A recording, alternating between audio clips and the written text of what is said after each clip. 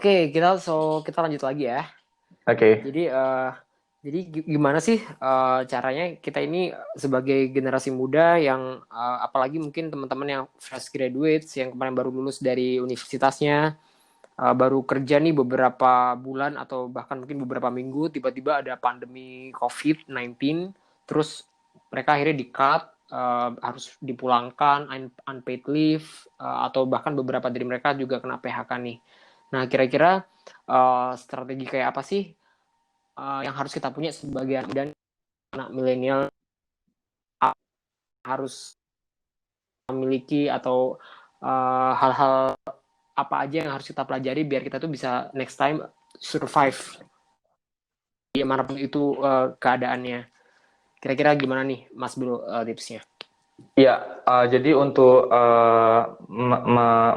menyambung tadi yang sudah saya sampaikan bahwa pada intinya adalah manusia harus memiliki skill yang namanya kemampuan beradaptasi, adaptability. Jadi bagaimana kemampuan kita beradaptasi ini bisa memampukan kita sebagai human race atau ras manusia untuk selalu beradaptasi, berevolusi dengan menyesuaikan gaya dan menyesuaikan zaman, kondisi, dan gaya hidup pada masanya.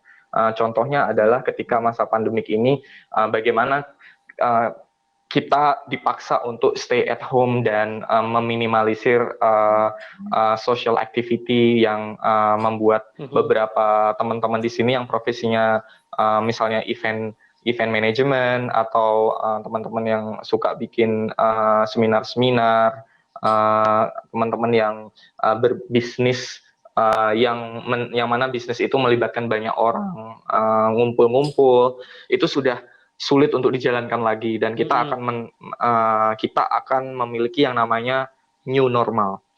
Nah, di sini kalau kita mau melihat data research done by World Economic Forum, jadi research yang sudah dilakukan oleh World Economic Forum, itu ada beberapa skill yang bakal menjadi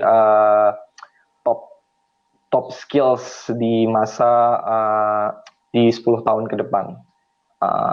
Wah, apa tuh kira-kira Mas Bro? Ya, jadi skill-skills yang bakal dibutuhkan khususnya di tahun 2020 ini adalah top 10 skills dari hasil research dari World Economic Forum.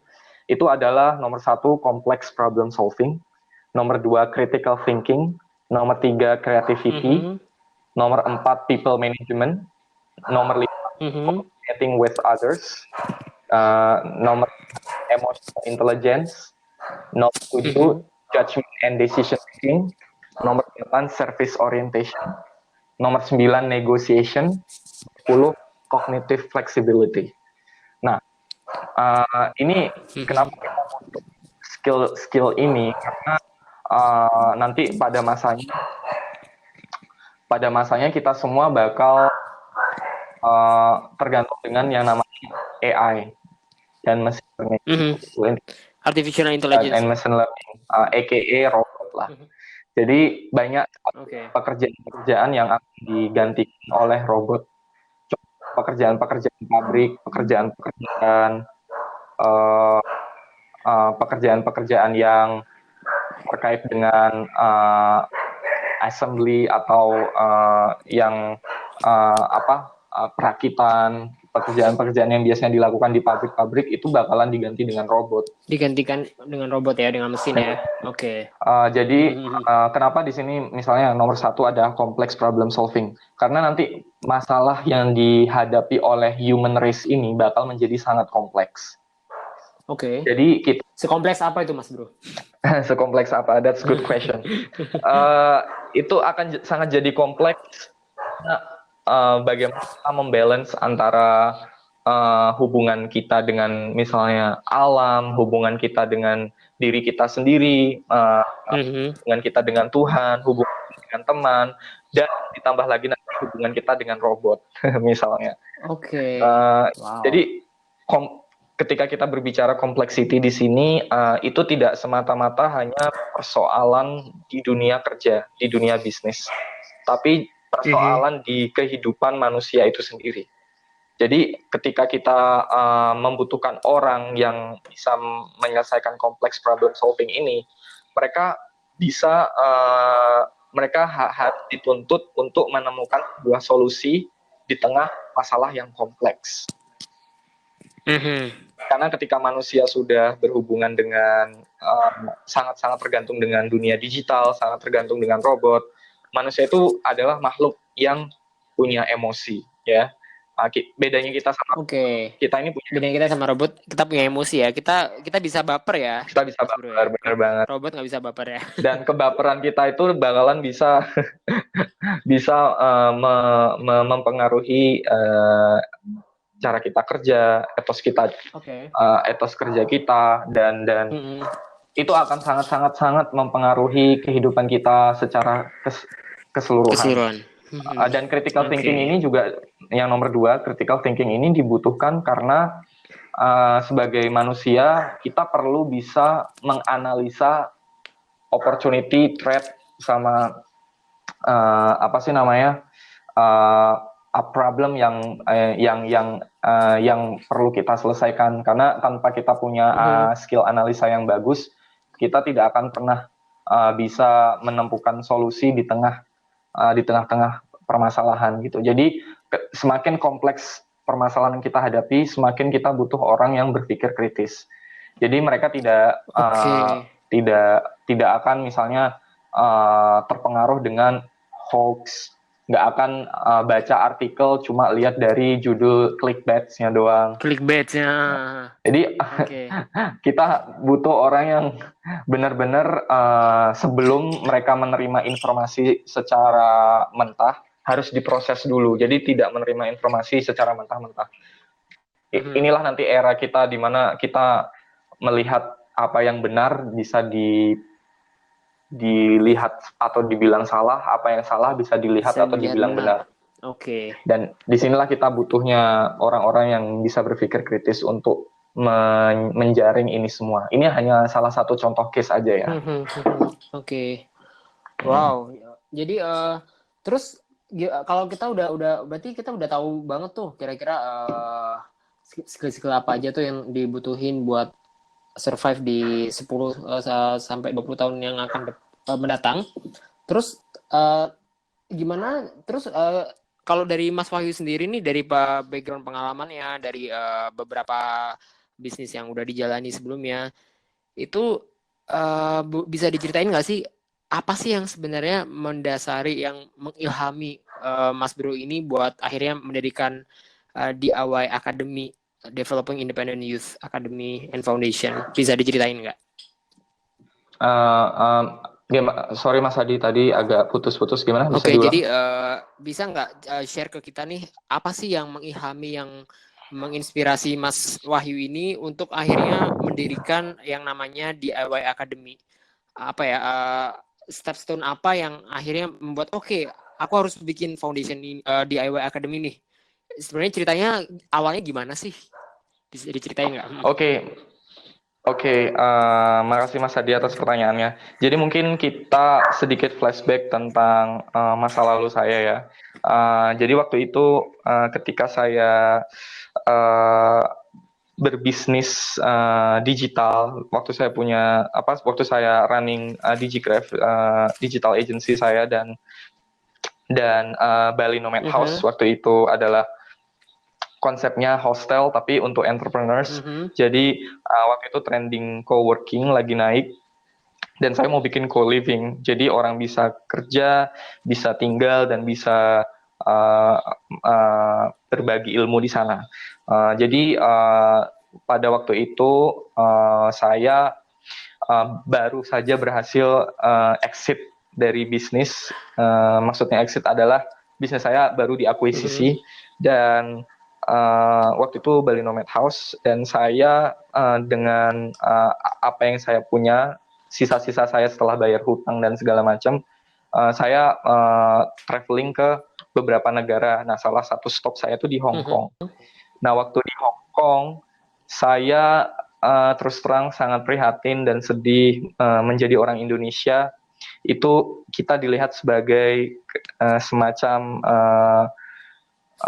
masyarakat kelas Oke. 3 lah kalau bisa dibilang. Third world countries ya. Jadi ya third world country, third world Oke. people. Nah, waktu itu hari Minggu saya ke Victoria Park di Hong Kong, itu banyak sekali orang-orang Indonesia yang ada di situ dan bekerja sebagai domestic worker atau PRT Oke. bahasanya kita, pembantu Oke. rumah tangga. Nah, uh, sebenarnya pekerjaan apapun selama itu halal, kalau menurut It's saya okay itu ya. tidak ada masalah. It's okay. Tapi ketika kita sebagai sebuah bangsa, sebuah nation gitu ya, dipandang rendah hanya karena beberapa profesi tertentu yang mana itu mengakibatkan kita diberlakukan Tidak secara adil. tidak adil atau kita kena rasisme dan segala macam. Saya pingin can we be better than this gitu. Bisa nggak kita menjadi lebih baik dari ini sebagai bangsa gitu? Gimana kita cara merubah ini semua, yang mana Indonesia mungkin dulu dikenal sebagai negara pengekspor TKI, TKW. Bagaimana next in the future kita mengekspor tenaga ahli, mengekspor bisnis, mengekspor talent. Gimana caranya? Nah, itu waktu itu saya mikir di situ tuh. Jadi waktu saya di MRT, kalau di Hong Kong kereta bawah tanahnya mereka bilangnya MRT, MTR, sorry, mereka bukan bilangnya MRT tapi MTR. Ya MTR. Mereka waktu itu saya dengar banget banyak orang bicara bahasa Indonesia, bahasa Jawa, bahasa Sunda. Intinya orang Indonesia. Dan yang mengejutkan saya itu waktu saya ke Victoria Park itu. Jadi di situ saya merenung, wow, ternyata orang Indonesia kenapa bisa mendapatkan ibaratnya stigma sebagai negara ketiga, dunia kelas third world country, dunia ketiga. Itu karena di Hong Kong, ini kita berbicara waktu itu dalam konteks Hong Kong ya. Di Hong Kong, saya jarang sekali ketemu orang Indonesia yang kerja sebagai tenaga ahli gitu. Nah, dampaknya waktu itu tamparan yang keras untuk saya ketika saya mau terbang dari Hong Kong ke Istanbul, saya itu ditahan di airport 3 jam. Ditanya, kamu punya kartu kredit apa enggak, uangmu berapa di akun bankmu, terus ngapain kamu ke Istanbul, kamu di Hong Kong tinggal di mana. Intinya saya ini suspek lah ya, dicurigai sebagai ancaman lah atau mungkin ilegal ditakutin jadi illegal immigrant gitu ya, imigran gelap gitu mungkin ya. Iya, semacam itulah. Itu kayak wow, ini benar-benar sangat-sangat humiliating lah. Humiliating. Nggak pantas ya, kayak memalukan, apa nggak, kayak nggak pantas gitu kan. Memalukan. Oke. Mereka merendahkan harkat dan martabat. Waktu itu konteksnya saya, tapi saya sebagai pemegang paspor orang Indonesia, pemegang paspor Jawa. Nah, dari situ ketika di pesawat saya merenung lagi. Jadi apa sih yang saya bisa lakukan untuk merubah kondisi ini? Saya selalu percaya bahwa yang namanya perubahan itu adalah dimulai dari perubahan diri sendiri, lalu perubahan orang-orang di sekitar kita, lalu kita menciptakan perubahan yang skalanya lebih besar. Dan we start with what we have from what we can do. Jadi kita mulai dengan apa yang kita punya, dari apa yang bisa kita lakukan. Jadi kita memulainya apa yang bisa kita lakukan dengan yang apa yang kita punya dulu gitu. Jadi kita punyanya apa, kita bisa melakukan apa dulu sebelum kita bermimpi yang lebih besar ya. Besar ya. Jadi yang saya pikirkan waktu itu adalah oke, saya baru ibaratnya dapat adalah sedikit uang untuk memulai something, dan ada sedikit tabungan setelah saya bayar hutang sana sini akibat waktu itu bisnis saya yang kurang begitu bagus. Tapi dari situ saya mulai berpikir, apakah saya hanya bekerja untuk uang dan apakah ini sampai kapan saya akan begini terus kan, tidur 4 jam 3 jam dan buat apa ibaratnya kita kerja siang malam banting tulang, tapi faedahnya manfaatnya itu apa aja sih? Cuma capek aja dapat uang, ataukah kita bisa membuat sebuah legacy atau hidup kita bisa lebih bermanfaat buat orang lain. Nah, dari situ saya mulai tertarik dengan namanya social entrepreneurship. Nah, dari situ saya bikin yayasan namanya Yayasan Pengembangan Pemuda Mandiri. Jadi setelah saya pulang dari traveling saya waktu itu, saya balik ke Indonesia dan memulai yayasan ini dengan harapan kita ingin mendidik generasi muda supaya bisa lebih terlibat dalam percaturan bisnis dunia dengan diawali mempelajari skill digital. Ya. Jadi dari situ harapan saya adalah generasi penerus bangsa kita tidak hanya piawai atau pandai dalam mempelajari atau dalam menciptakan sebuah digital produk atau bekerja secara online atau bekerja di dunia digital bisnis, tapi dengan yayasan ini saya juga ingin memiliki visi bahwa kita akan menciptakan the next leader, the next inventor, the next philanthropist, the next president potentially. Intinya the next change maker. Change maker ya. Jadi kalau misalnya dulu tuh cita-cita kamu apa gitu? Saya anak kecil ditanya dulu kan paling ya dokter, insinyur gitu kan, kayak pilot, polisi. Udah kayaknya tahun sekarang ini udah beda banget ya. Bahkan banyak banget profesi-profesi baru. Kalau ditanya anak kecil zaman sekarang paling apa cita-citanya, bisa jadi kayak YouTuber, web developer gitu nggak sih? Kayak, dan itu terbukti Mas Wahyu juga sudah pernah mengalami itu kan dulu di 2010 ketika udah mulai bikin bisnis digital marketing dan bisa sukses dan bahkan bisa sempat keliling dunia dan akhirnya sampai sekarang punya sebuah yayasan yang dimana mewadahi anak-anak muda di Indonesia buat bisa belajar digital skills biar bisa keliling dunia juga kayak Mas Wahyu gitu kan, biar bisa punya temen bule yang banyak gitu kan, biar networknya luas gitu kan. Wah, keren banget sih. Nah terus kira-kira DIY Academy itu sebenarnya di sana ngapain aja sih gitu? Apa yang bisa kita dapetin di DIY Academy gitu? Jadi DIY Academy ini sebenarnya DIY atau DIY bahasa Indonesianya itu adalah akronim dari Developing Independent Youth. Ya, sebenarnya ini hanya terjemahan dari yayasan kita, which is pengembangan pemuda mandiri. Nah, kenapa developing misalnya? Kenapa nggak development of independent youth? Kenapa tuh? Atau kenapa nggak develop independent youth? Karena developing ini kan verb ing. Ini kita ngomongin grammar sedikit. Sedang ya, melakukan ya. Sedang dan terus ya kan. Intinya ini tidak berhenti sampai di sini gitu. Jadi we will be always developing gitu kan. Jadi mudah-mudahan ini bisa berkelanjutan, bahkan kalau misalnya saya udah nggak ada di dunia ini. Asik. Mas, udah tua banget Mas ya. Jadi ini bisa menjadi sebuah semacam yayasan yang bisa berkelanjutan dan terus bisa memberikan manfaat untuk banyak orang, khususnya untuk pengembangan pemuda. Nah, kenapa pemuda dan kenapa independen? Jadi filosofinya juga maksudnya di sini independen adalah bagaimana kita menciptakan pemuda yang tidak tergantung dengan kesusahannya mereka atau lingkungan sekitar mereka yang keras, atau orang tua mereka yang kurang mampu, atau keluarga mereka yang berantakan. Bagaimana mereka bisa menjadi independen dari itu semua, dari dampak negatif dari lingkungan mereka, dan bisa menjadi independently bisa menjadi secara mandiri untuk mengembangkan diri mereka sendiri.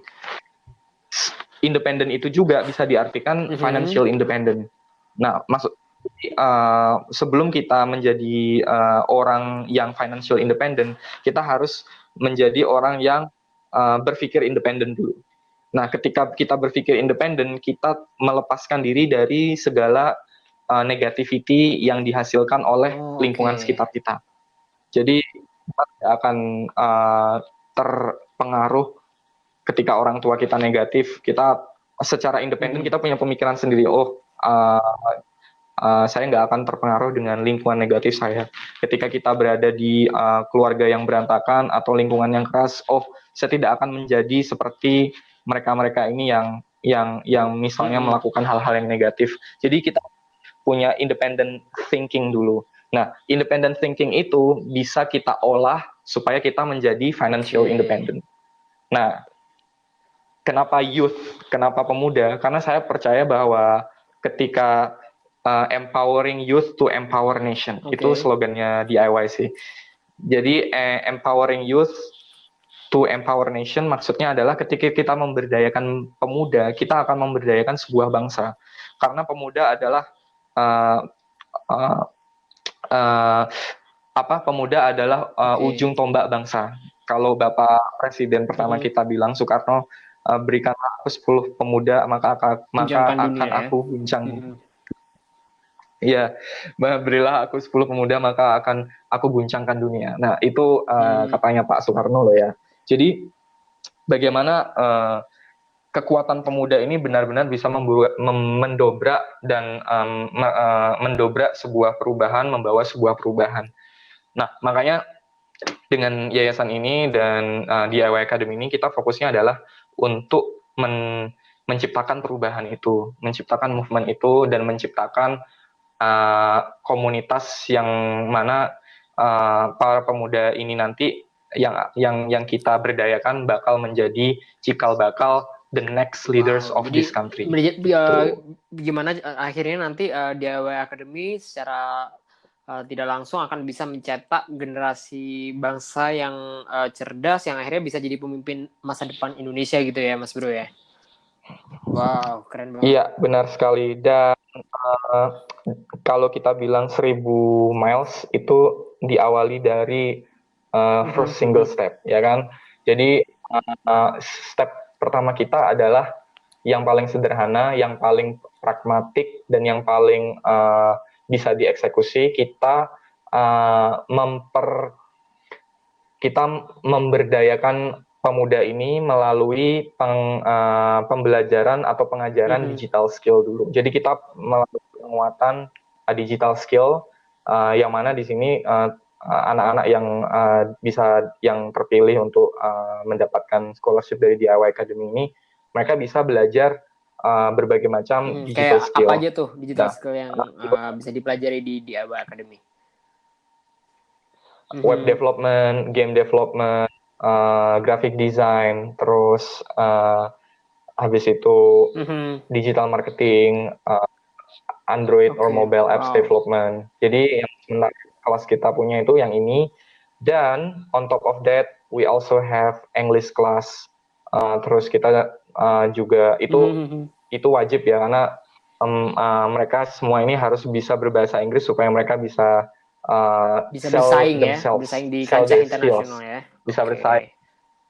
Ya, supaya kita kompetitif. Nah, kita juga on top of that we also have personal development class. Jadi bagaimana melatih para pemuda-pemuda ini tidak hanya punya kompetensi di dunia digital, tapi juga kompetensi sebagai future leader. Nice. Oh, jadi ada juga kelas-kelas personal development ya, masih kayak misalnya apa tuh kayak kelas gimana menumbuhkan kepercayaan diri? Ya, kayak kemarin. Public speaking. Public speaking, ya. Public speaking misal. Terus kita nanti bakal launch how to find your why. Ini lebih ke arah yang spiritual entrepreneurship. How to find your way ya. Your way to success. Ya, how to find your why. Wow. Wah, ini how to find your why. Deep banget ya, ini dalam berarti ya. Ya. Sama kita juga bakal punya beberapa self development courses dan rata-rata nanti internasional Oke. sih. Jadi buat mereka yang mau join kelas ini, first requirement they have to be able to speak English. Jadi Oke. mereka harus mengerti dan bisa bicara bahasa Inggris karena kita akan mendatangkan mentor-mentor yang kelasnya Internasional. Oh. Tapi ada nggak sih internasional. requirement minimal TOEFL Jadi berapa gitu? Enggak ya, enggak ada ya. nggak ada sih. At least bisa ngerti Nggak, nggak. apa ya? Mm-mm. Either itu aktif atau pasif, ya, yang penting mereka masih bisa mudeng English gitu lah ya somehow. Dan nanti kita juga bakal buka kelas tentang how to train your critical thinking, dan kita juga bakal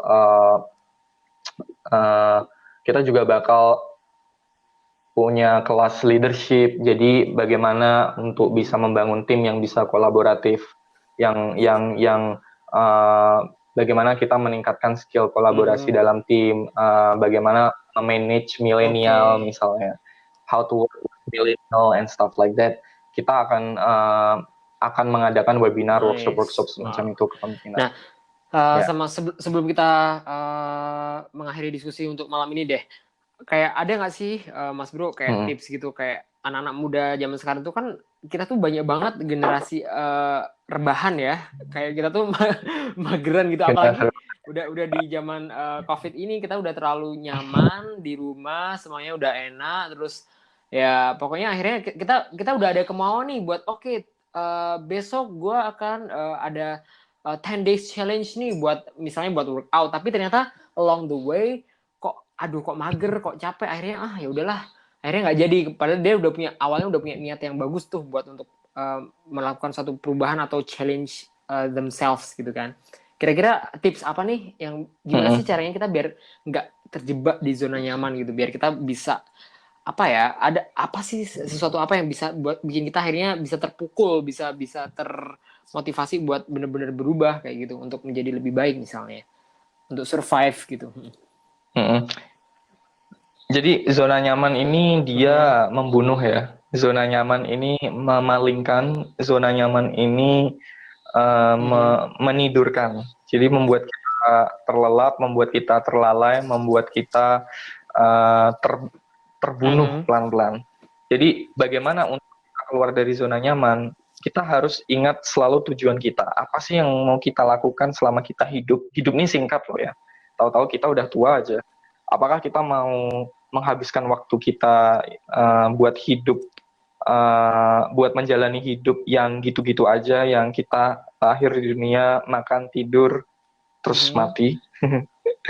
Kalau saya sih punya filosofi, saya ingin hidup saya itu bermanfaat untuk banyak orang, dan saya menetapkan sebuah visi dalam hidup saya bahwa ketika saya nanti meninggal, apa yang saya lakukan di dalam hidup saya itu bakal menjadi sebuah legacy. Legacy, ya. Mungkin kalau di dalam agama saya Islam, itu bakal tidak hanya menjadi bekal di dunia ini, tapi di dunia nanti, di akhirat. Itu juga salah satu faktor, dan bagaimana caranya kita ini bisa ketika kita menginspirasi orang, itu sebenarnya kita menginspirasi diri kita sendiri. Ketika kita menolong, itu sebenarnya kita menolong diri kita sendiri. Dan ketika kita menjadi orang yang ambisius untuk melakukan sesuatu, bagaimana merubah ambisi itu tidak hanya sebatas idealisme, tapi bagaimana ambisi itu kan mendatangkan energi ya. Energi kalau tidak dilampiaskan, kalau tidak direalisasikan, bisa ke hal-hal yang negatif. Tapi kalau kita sudah punya tujuan positif, kenapa tidak merilis ambisi dan energi itu ke dalam sebuah kegiatan yang positif, membangun sesuatu, membangun proyek, membangun bisnis, membangun network, melakukan perubahan dan segala macam. Nah, kita tidak perlu menjadi orang yang terlalu idealis dan perfeksionis ketika kita mau membangun sebuah mimpi. Kita mau membangun sebuah kapal, yang kita perlukan apa sih di awal? Yang kita perlukan ya mungkin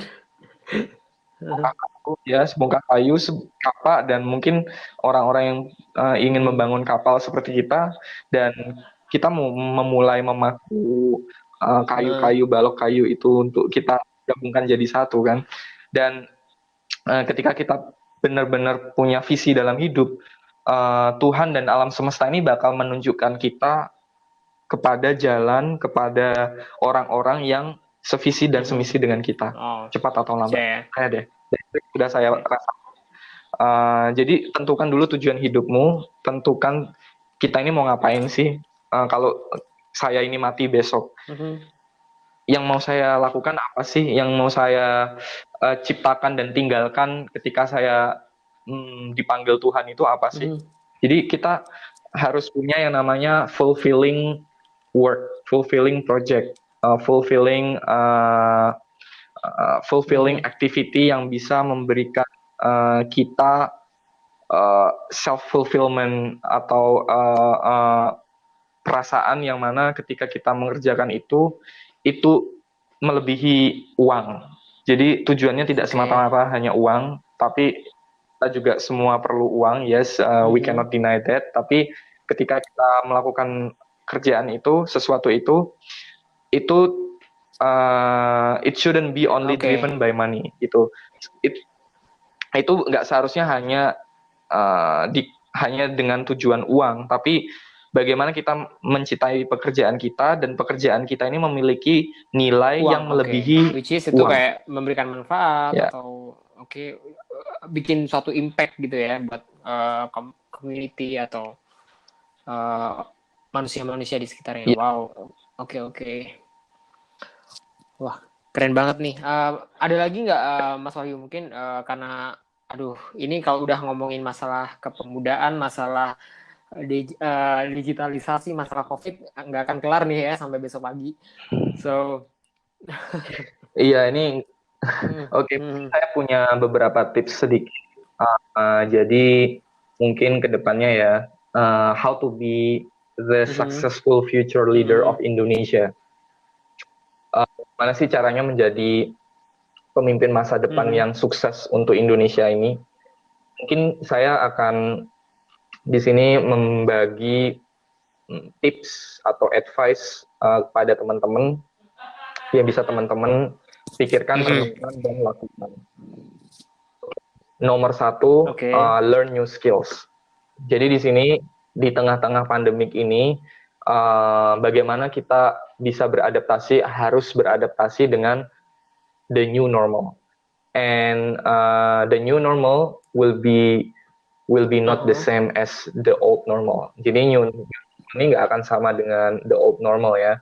Dan apa yang bisa kita lakukan untuk mengantisipasi the new normal ini adalah learn new skills.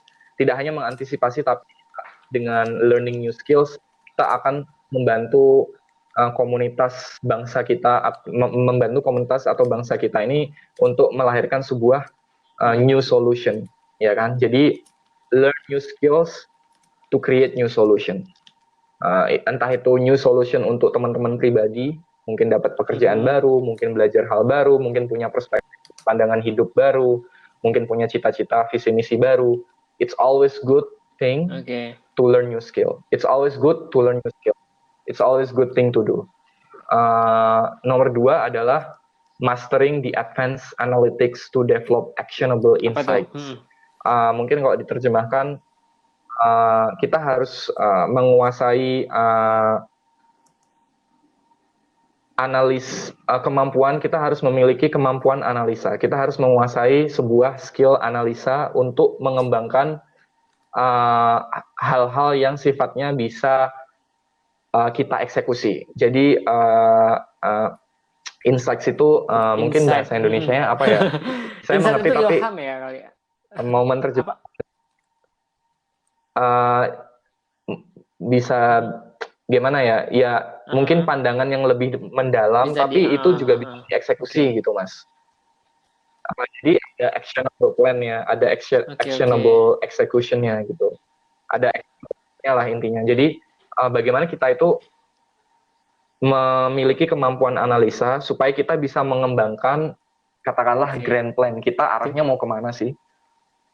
Entah itu dalam konteks kehidupan pribadi, kehidupan berbangsa dan bernegara, misalnya kalau dalam konteks yang lebih luas lagi, atau kehidupan berkeluarga, kalau konteksnya tidak terlalu luas tapi katakanlah menengah, skala menengah dalam kehidupan berkeluarga, dalam kehidupan pribadi, dalam kehidupan bernegara, kita harus punya grand plan. Kita arahnya mau kemana? Dan untuk memiliki arah, untuk bisa mengembangkan intuisi kita supaya kita tahu kita arahnya mau kemana, kita harus memiliki kemampuan analisa tadi itu. Dan harus dieksekusi itu ya, yang sekecil apapun itu langkahnya, stepnya harus apa yang udah kita analisa itu harus direalisasikan gitu ya. Oke. Benar banget. Dan yang ketiga adalah belajar, learn the technology and know its appropriate applications. Jadi bagaimana kita mempelajari teknologi dan tahu bagaimana cara mengaplikasikannya secara tepat. Jadi teknologi supaya kita bisa mengaplikasikannya di dalam misalnya bisnis kita. Katakanlah kita jualan retail, tapi dengan era digital semacam ini, kalau kita tahu digital marketing, kita bisa mengimplementasikan digital marketing itu, kita bisa mengimplementasikan digital marketing itu untuk mendongkrak atau menaikkan penjualan produk kita misalnya. Itu salah satu contoh, dan masih banyak contoh-contoh yang lain di mana kita bisa mengaplikasikan teknologi untuk mempermudah kehidupan manusia. Lalu advice yang keempat adalah acquire the knowledge on how to drive transformation process.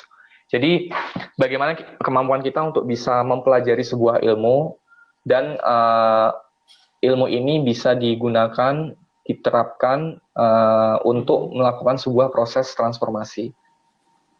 Jadi ilmu-ilmu yang kita pelajari tadi, mulai public speaking, mulai misalnya programming, digital marketing, bagaimana kita menggunakan ini untuk menciptakan sebuah transformasi, sebuah perubahan yang positif, baik itu transformasi untuk diri kita pribadi, keluarga, komunitas, atau bangsa dan negara. Nah, gimana caranya kita mendevelop kemampuan untuk bisa mempelajari ilmu dan bisa menerapkannya di sebuah proses transformasi ini. Dan yang terakhir itu adalah bagaimana kita harus menerapkan dan selalu mengembangkan yang namanya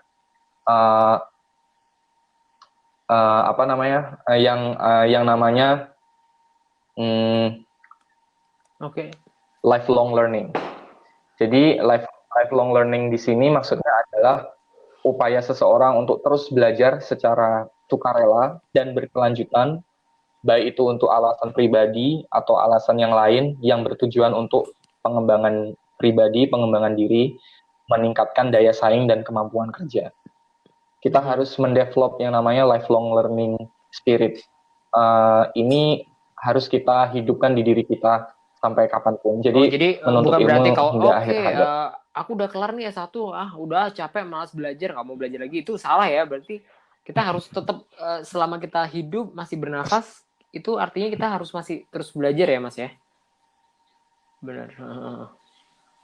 Ya, benar sekali. Jadi semangat lifelong learning ini itu sangat dibutuhkan khususnya di era disruptif seperti sekarang ini.